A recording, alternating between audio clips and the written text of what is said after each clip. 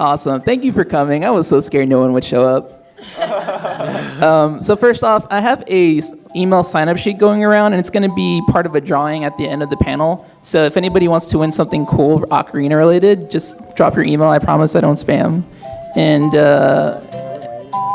yes, yes, if you get enter too, fine, that's cool. Yeah, so thank you everybody so much for coming. I really appreciate it.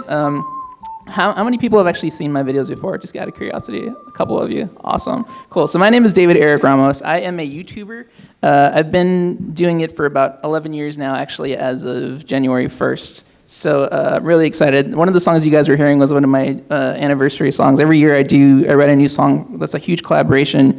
And last year I wrote two, one for me and my buddies, and then which one of them's here, Insane the Rain Music.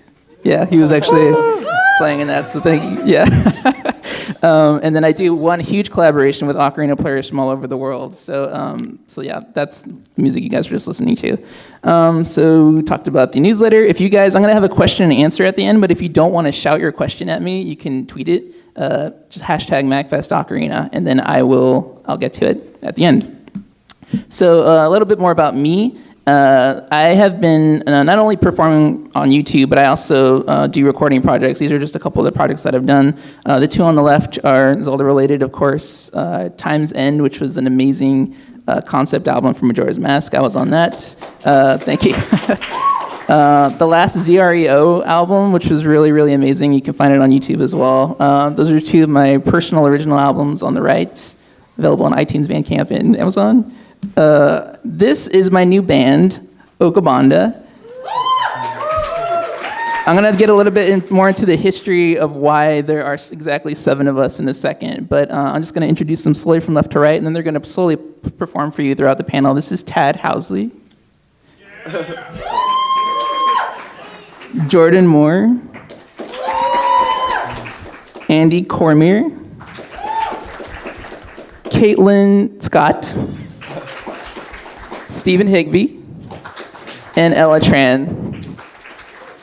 I'm so proud of myself for getting most of those right. Okay, so yeah, there's 7 of us. It's an ocarina septet. It's a traditional thing. We'll talk about the history in just a second. But blah, blah, blah, yeah, I play with things. I wanted to talk about a little bit about how I got started, and then about the history of the instrument itself. So does anybody remember this advertisement on the left in the Nintendo Power magazines? Did anybody ever order one of those ocarinas? A couple of you? That was my very first ocarina. I was literally crying when I found out these things existed. And I got one for my birthday years ago. I think it was about 16 years ago. I was obsessed with it. I played it every single day for 2 weeks before I dropped it.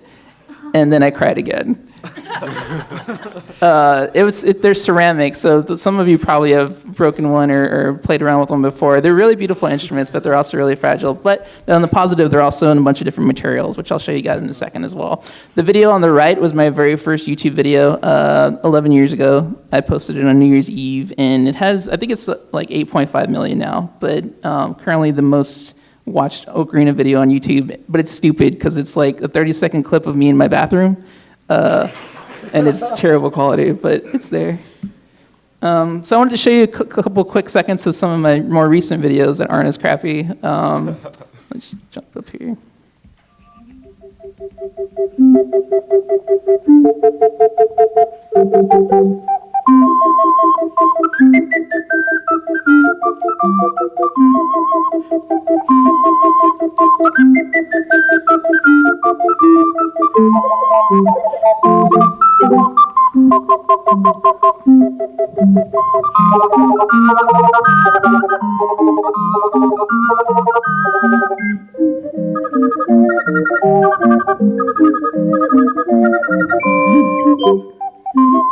And then something more modern.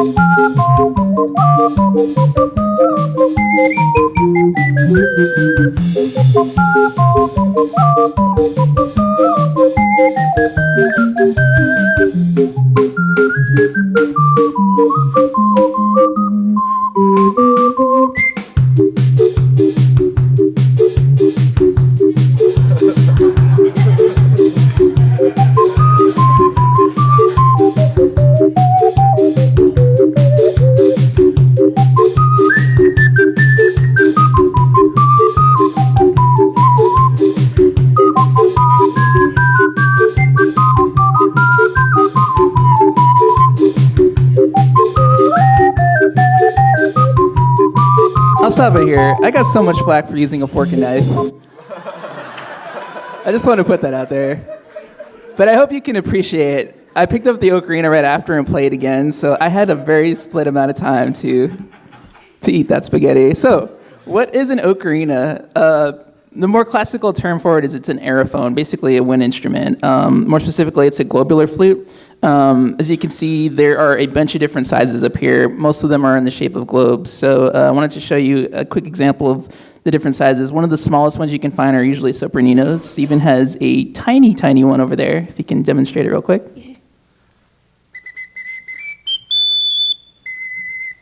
They make cute little bird sounds. Can you do that, Steven? Nice.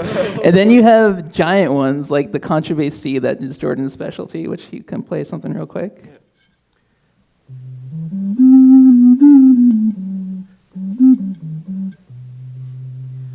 Beautiful.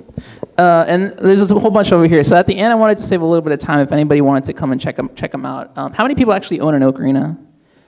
How many people have one today? A couple of you, cool. Okay, so we're gonna have a little play along at the end if you guys want to bust those out. And then actually after that, we're all gonna perform together up here on at the panel. So we're gonna do 4 pieces for you guys, and then we're gonna be performing throughout the weekend as well in the halls. But some of our favorite pieces we wanted to show you guys before you head out of here. They're made from a bunch of different materials as well. The ones that they were just playing are made from ceramic. There's a couple different ones that are like plastic here.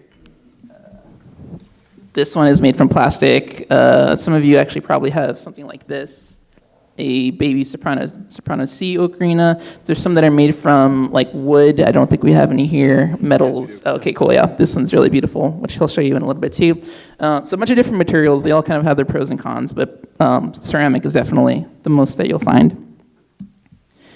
This is just a quick piece of anatomy to show you how it all works. The sound is created at the sound hole up there on the top diagram. That's where it's produced. If you guys have ever played like with a Coke bottle and blown over the top, it's basically the same concept.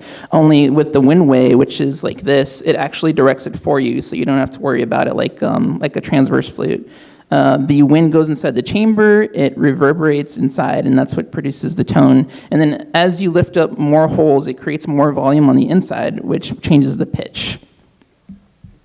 I talked about shapes and sizes. Okay.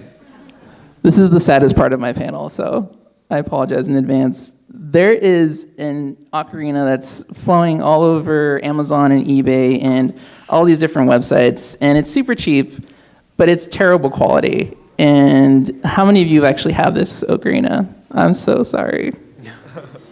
Looks nice on a wall. It's true. That is the pro. If you are just a collector and a Zelda fan, there's absolutely nothing wrong with that. But the saddest thing that people tell me after like these panels and stuff, they come up to me and they show me this ocarina and they ask me, what am I doing wrong? And that makes me feel bad because it's not their fault. And those are people who actually are interested in playing, but after trying this, they think they don't have what it takes and they just give up. And as a music educator, that makes me sad. So just to kind of give you an example of the ads that you'll see, like on Amazon, they go for $10, $20, $13, eBay, 10, 12, 13, Banggood. I don't know if you guys have shopped there before, but $13, $10 usually.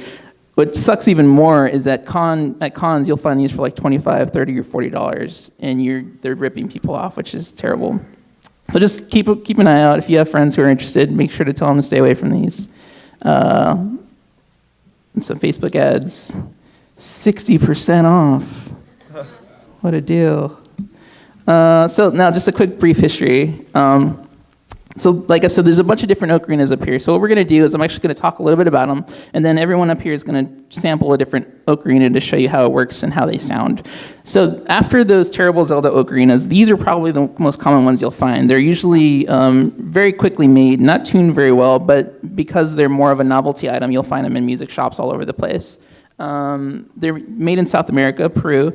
They're inspired by ancient vessel flutes that were originally made around the world, but the Mayans and the Incas really perfected these really cool vessel flutes until they kind of devolved into what they are today, which are more like toys than anything else. They make really good souvenirs, though. Like the ones that we have up here have really cool designs, like this interesting Cocapella design. This one has some Native American axes on it. I've seen weed leaves, if that's your thing. This one that actually Tad's going to demonstrate right here is really pretty. It's not the traditional shape of these Peruvian ocarinas, but it's made down there.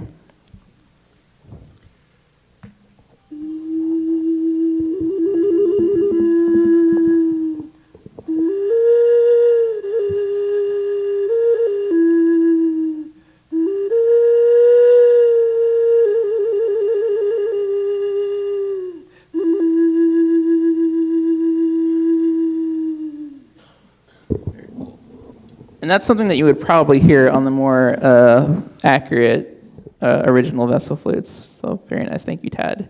And like I said, these are collector's items. So like if you tell someone you want an ocarina, you might end up with one of these in your Christmas stocking. So just be aware. So what happened basically after those flutes were discovered in the 1500s, Hernando Cortés, the Spanish explorer, actually was walking around one day and heard these amazing vessel flutes that were being performed, and he was so fascinated by them that he kidnapped some of those indigenous people and brought them to Europe and showed them off to courts all around. And they were also fascinated by them in Europe, and so for about 300 years they were trying to replicate these amazing polyphonic instruments, and they couldn't do it. So in the 1800s, this guy up here in the corner, Giuseppe Donati, he was a craftsman who was challenged by a friend to turn one of these toys into a fully functional instrument, and so he, as a gag, made a little goose flute, and that's where the word actually comes from. Ocarina is a word that translates to little goose. You can see it if you actually, let's see, like this would be the tail, the breasts, the neck, and then it was beheaded at some point. It would be like this. So that's where the shape comes from, and they were originally intended to play classical music. So Stephen, if you could play something classical for us.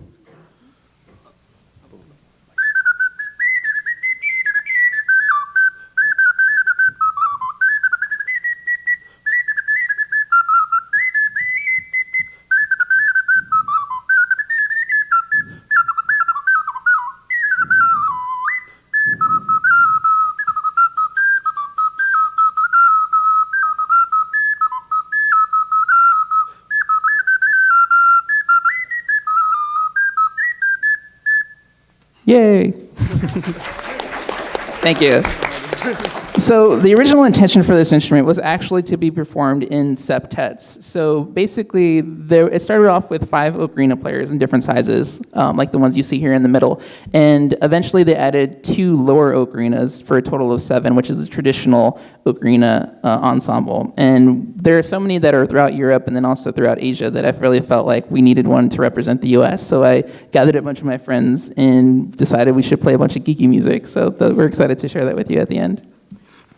Eventually, the range of the ocarina wasn't enough for a lot of people. So about an octave and a half, which is the 10-hole ocarina, somebody wanted to stretch the limits of the acoustics of the instrument, and they added these 2 little subholes to play the 2 lowest notes. So these are probably the kinds that most of you have here today, the 12-hole ocarina. They go back to the 1920s in Japan. They have an additional 3 chromatic notes, and you can find them all over the place today. And Ella was going to demonstrate a song on the 12-hole for you.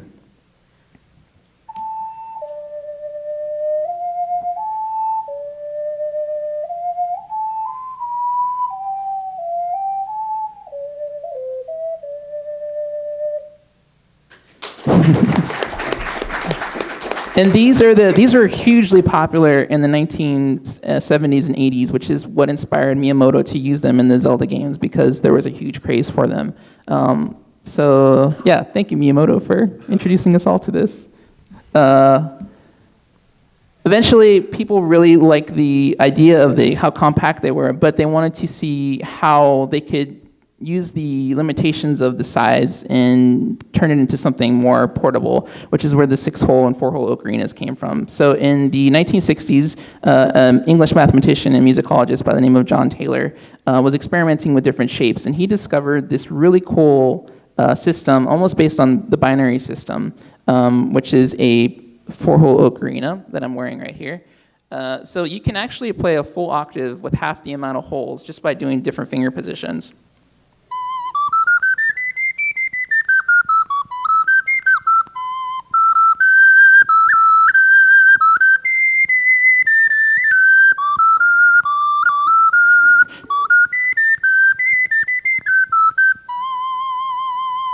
It's a little bit harder to memorize. It's not as cool, as easy as linear, but I love the size of them. They make perfect necklaces, super compact. You also have inlines, which Andy, I wasn't sure if you were going to demonstrate or not, but these are also developed around the same time as the pendant ocarinas. And the one thing that I don't like about transverse ocarinas is how it makes your wrist feel here a lot of the time, just because it's kind of an awkward position. So they basically turn this into this and just move the one way here, which is what Andy can show you really quick.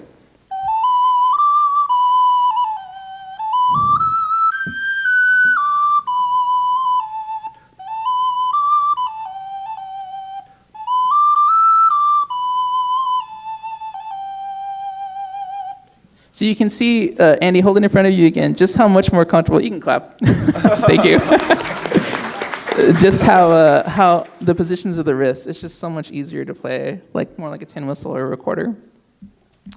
So people really they keep pushing the limits of what the ocarina can do, and they eventually wanted to add even more. So they went from an octave and a half to 2 octaves and even 2.5 octaves by adding chambers to it. So you have the first chamber, multi-chamber. Somebody have one? Yeah. Okay, so she has is that a double? Double. So the first part, if you can cover the second chamber holes, just with your hand. Wait, the second chamber, okay, yeah. That's the lower part is basically a 12-hole ocarina, exactly the same. And then they added another chamber on top, which is where her hand is, to add an additional 5 to 6 notes.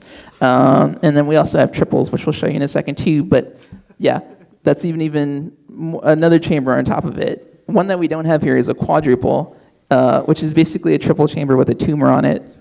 And it's a little disturbing, but it's just interesting how many different variations you can have of these things. So said he has a quintuple. That's insane.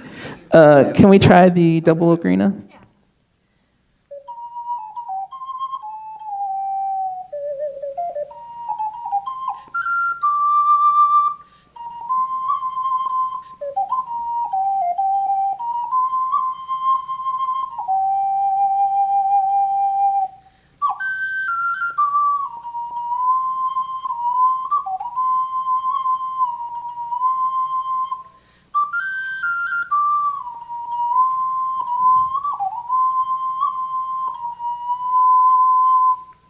Cool. And I don't know if you could see her, but she was actually switching the chambers to get those higher registers.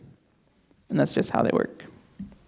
So also we had harmony ocarinas. Now these were, going back to the history of the instrument, what originally inspired the Europeans was the polyphonic capabilities. So all that means is that they could play multiple tones at once, and eventually they started experimenting with that again, and we have a couple here that we can show you. And these are specifically for playing harmonies, which are a lot more difficult to play because you kind of have to work both sides of your brain. But they're really beautiful because you don't need anybody else. You can do these things with by yourself. So Jordan, if you could demonstrate your hind double, please.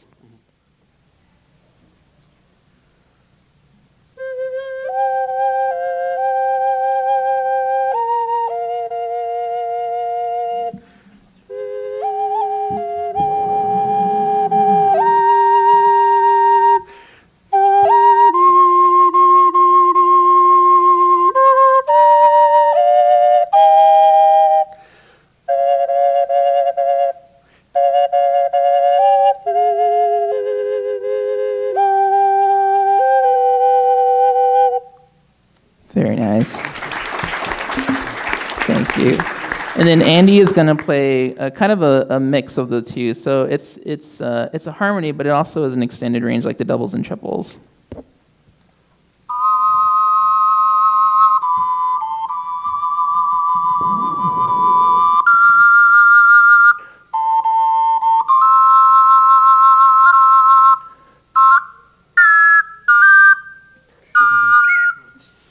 They're very difficult.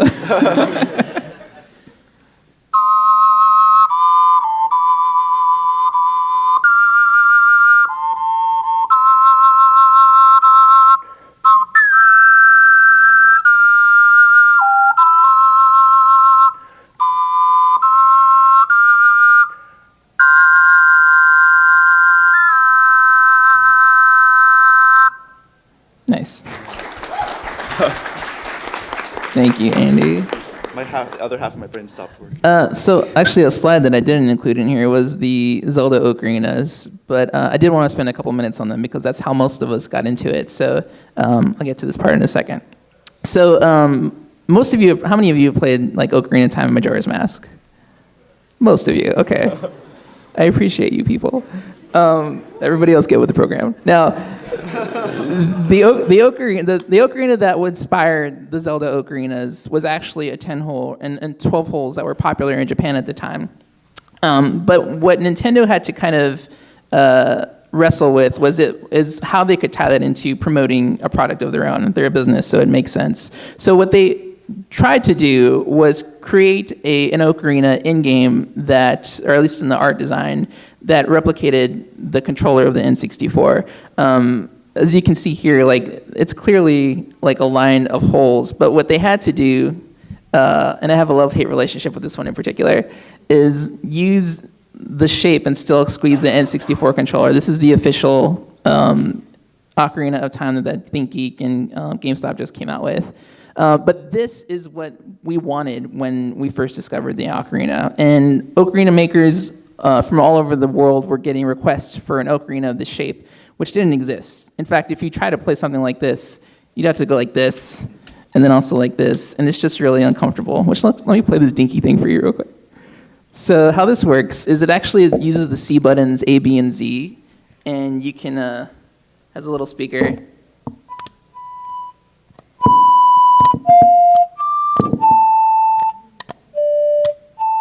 It's so derpy. So what you can do with this though is you can do stuff like no.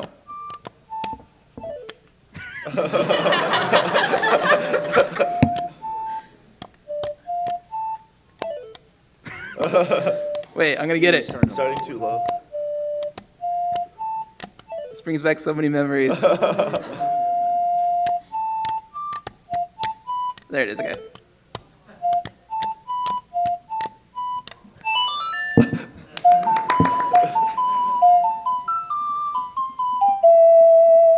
So ocarina makers had to kind of wrestle with this concept, and eventually, about 10 years, maybe 7 or 8 years later, they did start to figure out how to adapt it. This one in particular is made by Songbird Ocarina. The one main difference that it has is that in-game, Link is left-handed, but it's not comfortable to play left-handed like that. So to kind of compromise, they made it right-handed, and with this, these two holes are faux, but this is actually based on the pendant system, so it's a lot more playable.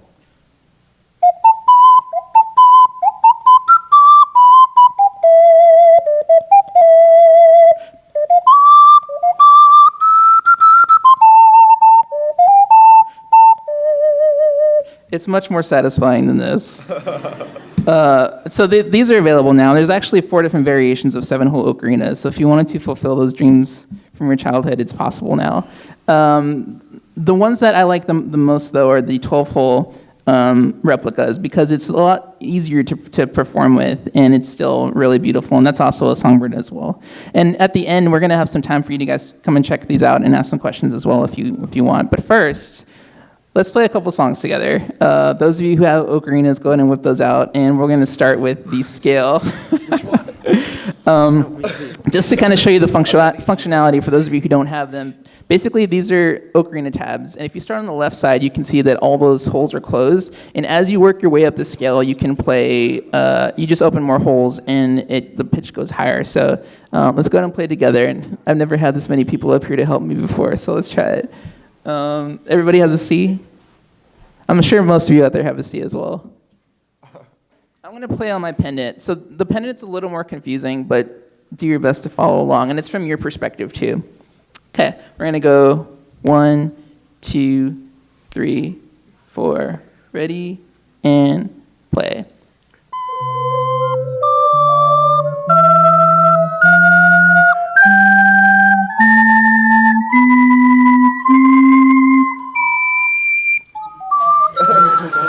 Can't see your slide. That's all right, that's true. It does go, I did go to the full range, but that's the octave.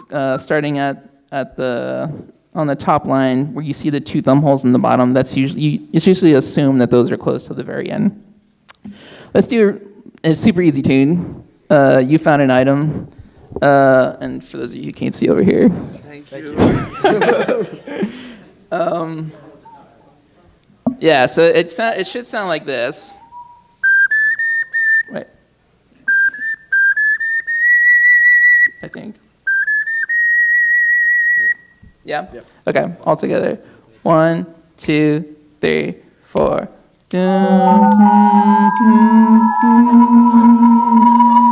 You found the derpiest item.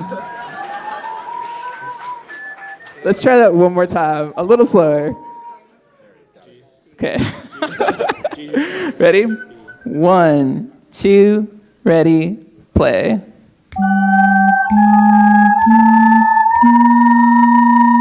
It's a compass. Cool, good job. How about this one? I think this one's correct. On the bottom. Yeah, okay. So this one goes like this.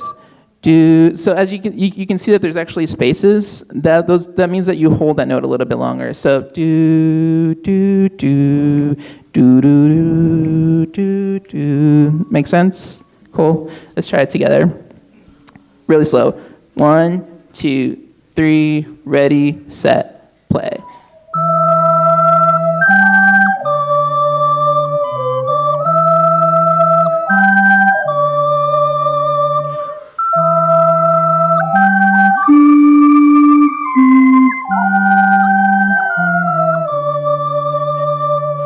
Cool. I think I did the tab wrong on the bottom, but that's good. That was nice. I'm gonna skip this one for the sake of time. Let's try. It's the song of time. We'll just get more. That pun was not intended. Just go back to the beginning of the panel, do it all again. Now I feel obligated. Let's just play it. Okay, ready? 1, 2, 3, ready, play.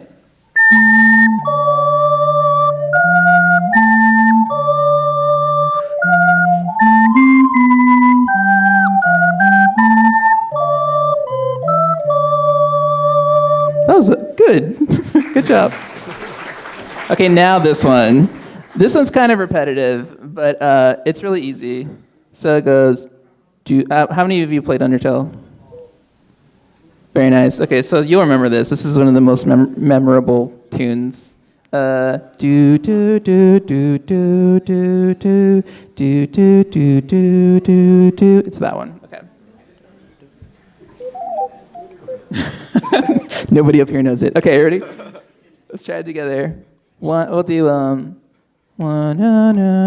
That's probably too fast. Do do do do do do do. Okay. 1, 2, ready, play.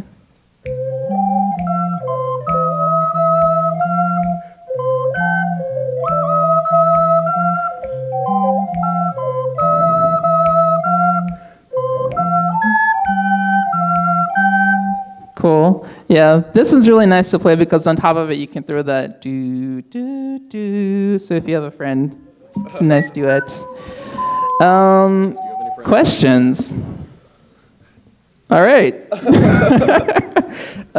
Yes, you in the front. Did you foresee this becoming your career, your life when you first picked it up? That is a very good question, actually. No. No way. Actually, I was a music major in college, and I had always intended to go into voice. And I didn't like music school very much, just because I felt like it was it took and I've talked to a lot of people who have shared the same feeling as well. It was just too technical, and it took a lot of the fun out of it. However, I wouldn't discourage people from going to music school, because it might be something that they find that they're really good at. And I think for me, the theory side of it wasn't as, it didn't come as easy to me. And I appreciate everything that I learned, but I felt more overwhelmed, and I never considered quitting music more than when I was in music school. So it was it was a little traumatizing for me. But at the same time, I was already starting to work for ocarina companies and posting a lot on YouTube, and I fell more in love with it. And I didn't think it would be a viable career option until I started getting gigs and stuff. So you never know. Like, I try not to tell people to follow your passion, because I feel like you can become passionate about anything, but this, I felt like, was leading me down this path. And I got to meet some incredible people through that, and I get to do stuff like this all the time, so I wouldn't ask for anything else. Thank you. I'm gonna cry. No. Carlos. Yes, so I like to say that these are semi-chromatic, because there are positions that are specifically for chromatics, but some you have to have whole, so it's easier on the larger ones. Oh. 1, 2, okay. I'll try this one. Okay, so it's just basically, I work my way down, because it's easier that way.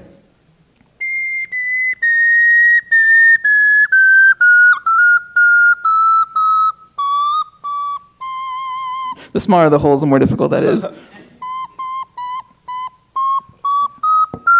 No.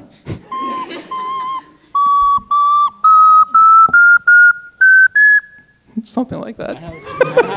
It really is easier on the larger ones, but yes, they're semi-chromatic. Any other questions? Yes. I love, particularly going back to his question, because of the field that I'm in, there is an ukulele player who is a virtuoso named Jake Shimabukuro, and he is kind of my hero in terms of like paving the way for a niche instrument. And he's incredible. He's been playing since he was a toddler, though, and I've been playing since I was like 13. So there's a bit of he has a head start on me, but it's just like seeing everything he does. Like, he teaches, he visits schools, he performs with like incredibly talented artists, and that's what I aspire to do too. Yeah, thank you. Any other questions? And then after, I'm gonna take like 2 or 3 more questions, then I'm gonna do some trivia, and I'm gonna give away some endpoints. So if you guys are paying attention, I'll toss these out to you. Yes? Was it easy finding other people that are like-minded and also play the ocarina? That's an interesting question. I think with the internet, well, actually, before I'll answer that, I want these guys to give their own input on this, starting that way. Ella? I procrastinated in college and posted a lot of videos of myself in cosplay, playing the ocarina, and I started making ocarina tabs as well for people who were wondering how to play a song. Then David caught wind of my tabs, and then he decided to contact me. But what kind of attracted me to all these people up here is that they were all doing things similar to what I was doing, but in their own space. So going back to what Ella said, was she already initiated, like, she started creating ocarina tabs and posting them for free on the internet.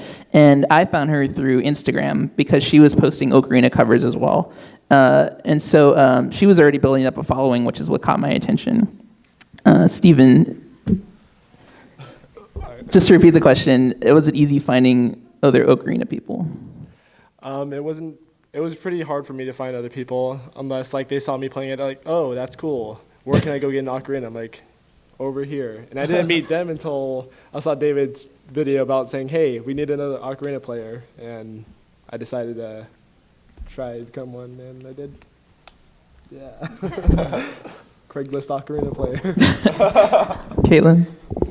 Okay, so kind of how I met everyone is something I was doing. I don't do it as much anymore, but at the time I was really into this. Does anyone know of a program called Fama Tracker? It's used kind of to make 8-bit remixes, and what I had been doing is like taking like 8-bit game songs, isolating out certain parts and remaking it, and then I would actually make ocarina tabs for like the alternate lines. So I was at ASEN one year, and it was like my birthday and everything, so this was like the coolest thing on the planet. And I just heard like ocarinas in the vendor hall, and I was like, oh, how cool is that? I go pick one up, and I start playing like the bike song from Pokemon, and David's like, oh, you're really good. And I look up at him, and I'm like, David Ramos, like I didn't even know it was him. So then I told him, I'm like, oh, actually, I know the counter melody to that song. And we ended up playing a duet, and it was on his vlog for that con, so it's really cool. And then he ended up just hitting me up recently. He's like, hey, are you doing anything this winter? So yeah, and everyone's really like-minded. Everyone loves video games, so yeah, cons.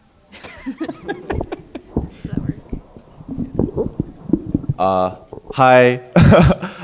So I met David through when he was tabling for Songbird at FanimeCon in 2015. Since 2011, I've been playing ocarina at FanimeCon. So if you've ever been to that convention in San Jose and heard an ocarina, it's probably me. And I met him. He was tabling the booth. I was like, whoa, it's David Ramos, YouTuber extraordinaire.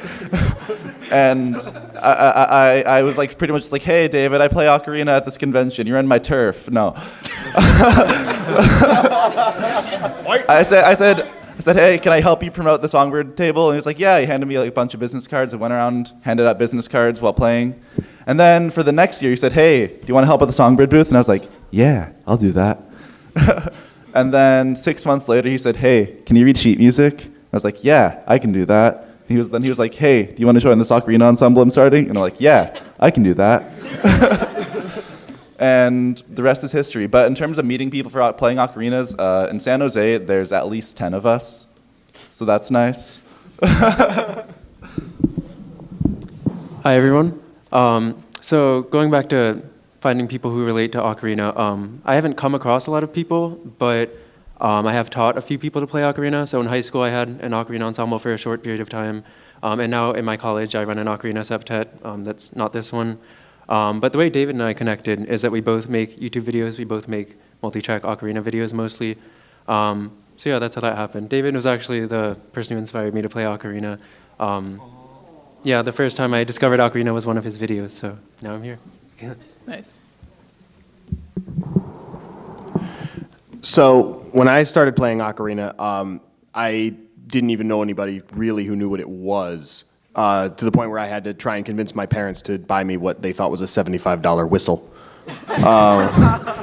But I started playing it. I learned videos, I watched videos to learn songs on my own, and would just play. I played by myself for about 7 years of my ocarina playing, to the point where my university, where I would usually play outside, I had people come up to me and insist that they had been told that I did not exist, that I was a figment of their imagination. Because I'd go out and play at night, and people are wandering around less than sober. And people came up to me and were like, I thought I was hallucinating you. But yeah, through a couple of very random, bizarre connections, I conduct the Baltimore Gamer Symphony Orchestra, just north of here. And we had put out an ad at one point, and an ocarina player named Mark Chan showed up. And that's what got me into the fact of like, oh, there's more than me in the world. And I ended up helping out at the Songbird booth at this convention last year, where David was at. And it was just like, I wanted to do more stuff. And he's like, yeah, come play ocarina, it'll be fine. And so here I am. Did that answer your question? It's pretty diverse. I think it's mostly the internet was what kind of started to build community, which is true for most niche things. But what started for me was also YouTube. Like I started posting videos, and initially why I started posting videos was I got my ocarina, of course, but I saw other people posting simple videos, and I started messaging them, this was like 2006, and asking if they wanted to start a YouTube group, which, if you guys remember those, they were basically just where people could like share videos and message that way, and that was incredible. So it was community that really inspired me to like start going out and putting myself out there and playing more, and just finding people who love these things as much as I did. 2 more questions, and then I'm going to give away some endpoints, and then we're going to perform for you guys. Anybody else? Questions? Yes. David, I've known you a while, and is it Ramos or is it Ramos? Because I never know. Yes. It's It's actually Ramon. I get in trouble from my mom because I don't even pronounce it correctly, but it's Ramos with the rolled R, but it's a Ramos. Yeah. And my mom still yells at me for that. Thank you for asking for that clarification. One more question. Nobody? Okay, cool. So what we're going to do, did everybody do the sign-up sheet? Did it make it all the way to the back? Okay, there's an email sign-up sheet going around. There'll be a prize later, too. I won't spam. Just throwing that out there. These guys are going to start setting up. I'm going to ask some quick trivia questions, and then we'll play a couple tunes for you guys. So, did you guys see these endpoints? Probably not, but look how cute these are. They're little donuts. All right, so trivia. Oh, okay. 1 second. I'll give it to you in a second. This actually wasn't in the presentation. I just totally skipped asking it, but I'll take a guess. How old is the ocarina? Anybody guess? Just raise your hand if you have a good guess. Red, green sweater. It was probably 1863. Dang. Yes, very good. You can come get a point here. Can you hand this chair? 1863 should give like an exact year. I actually would have accepted 12,000 years old too, but that's vessel flute, so points for actually an accurate answer. How about who invented the 10-hole ocarina, or the ocarina itself? Did anybody remember that? Not ensemble members. Yes, in the front. Yes. Donati was the answer. Can you give this to Felix? Thank you. How about I got 3 more of these. How many octaves can a double ocarina play? Red hat. 10. No. As incredible as that would be. Yeah. Black hoodie. No, a little too much. A hint is it's a double ocarina. Yes. Yes, 2 octaves. Good. 2 octaves in a minor third to be more specific. I got 2 more of these. Let's see. What are the names of the smallest and largest ocarinas that we demonstrated at the beginning? Yes. Yes, good job. And then one more. Actually, maybe 2. I'll give a super easy one. How many ocarina players are in the original ocarina ensemble? It was a really, this is a good chance you might have missed it. In the very back, green hat. Yes, good job. I'll give it to you in a second. And then I have a bonus one. This one's 5. What was the name of my very first video that I showed at the beginning? Blue Jacket. How to play the song time. Close enough. Give that to her, the blue skirt. Okay, awesome. Thank you guys so much. I'm going to throw this up here. We'll take a selfie in a second, actually. Going back to his question of how I decided this was going to be a good career, thanks to my Patreon community for supporting what I do, because most of my income actually comes from posting YouTube videos and people who want to support that going. So this is my Patreon infomercial too, I guess. I do weekly song challenges, tutorials by request. I post my sheet music and backtrack for my videos. You can support me for as little as $1 per video, and it goes a long way. So thank you for that. We're gonna play 4 really awesome tunes for you guys. I hope you enjoy them. Thank you for coming.